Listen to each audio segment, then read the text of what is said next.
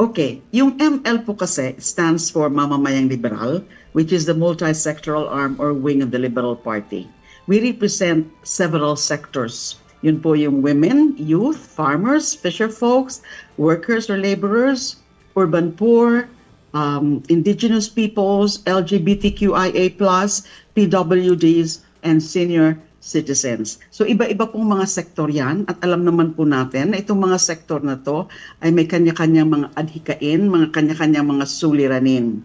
Pero po meron pong isang ideal na nagbubuklod-buklod sa kanila, and yun po yung tinatawag na social justice o yung panlipunang katarungan.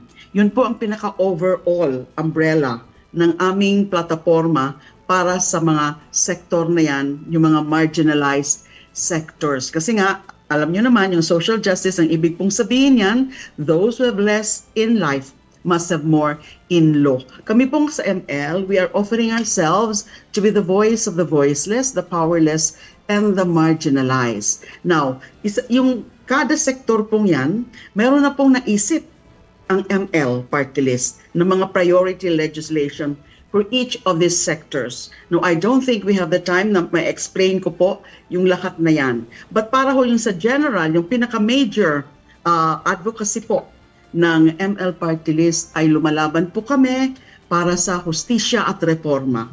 At pag sinabi ho natin hustisya, hindi lamang po ito yung tungkol sa hustisya sa korte, yung sa criminal justice system, yung pagpapakulong sa mga masasamang loob sa mga kriminal. Hindi lang po yun ang ibig sabihin ng hustisya na aming isusulong, kundi yung tungkol nga po sa social justice na kailangan ho ay makalaya ang ating mga nasa laylayan sa kahirapan, sa kagutuman, sa kawalan ng trabaho, sa talagang gross income inequality, sa diskriminasyon, sa mga human rights violations, sa authoritarianism, tsaka sa foreign intrusion or aggression. Yun po ang pangkalahatang konsepto ng hustisya para sa amin sa ML party list na ipaglalaban po namin. Yung sa reforma naman po, we're going to push for certain reforms kung kami po ay palarin na maging miyembro ng House of Representatives. Ang yung reforma po, isa po doon, yung mga magiging reforma na isusulong namin doon sa party list system itself. Kasi nga po, napakaganda sana ng party list system as envisioned sa ating saligang batas. Kasi nga, yun nga po, ang genuine representation supposedly of the marginalized sectors. Kaya lang yung mga nakaraan na mga taon, yung mga eleksyon, ay medyo na-abuso na po yung party list system. Nababastardize na po yung party list system. What do I mean by that? Nakikita po natin na may ilan-ilan na mga party list na ang mga nag-put up ay yung mga political dynasties bilang extension lang ng kanilang power base na ang linalagay din nilang mga nominees, yung mga miyembro din ng kanilang pamilya. Now, meron din hong mga party list na ang mga nasa likod, mga kontratista, mga big business interests. Can they genuinely represent the marginalized sectors? At saka meron din po na mga party list, ilan-ilan dyan, na hindi nga ho sinasabi sa atin kung ano yung kanilang mga plataforma. Makikita na lang natin yung naglalakihan mga billboard, tsaka mga tarpaulin.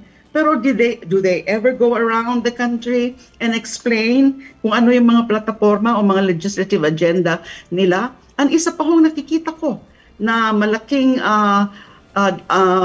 hindi maganda sa party list system is meron din ho dyan at least two party lists na ang ginagamit na pangalan o acronym o initials ay yung mga pangalan ng government programs. Pwede ho ba yun? Nagtataka po ako kung bakit pinayagan ng COMELEC na gamitin ng party list ang pangalan ng government program na ang government program that's funded by public funds. So bakit binayagan na ginamit yung pangalan ng government program na yan? Na to me, misleading din yun eh. Kasi misleading para dun sa mga beneficiaries, yung mga tunay na mga beneficiaries ng government program na iniisip nila, akala nila, yun ang party list nila. Pero hindi naman. So sana po hindi ganon. That's why we are thinking really of amendments to the party list system para ho maging true ito, maging faithful ito sa original intent ng mga framers ng ating saligang batas.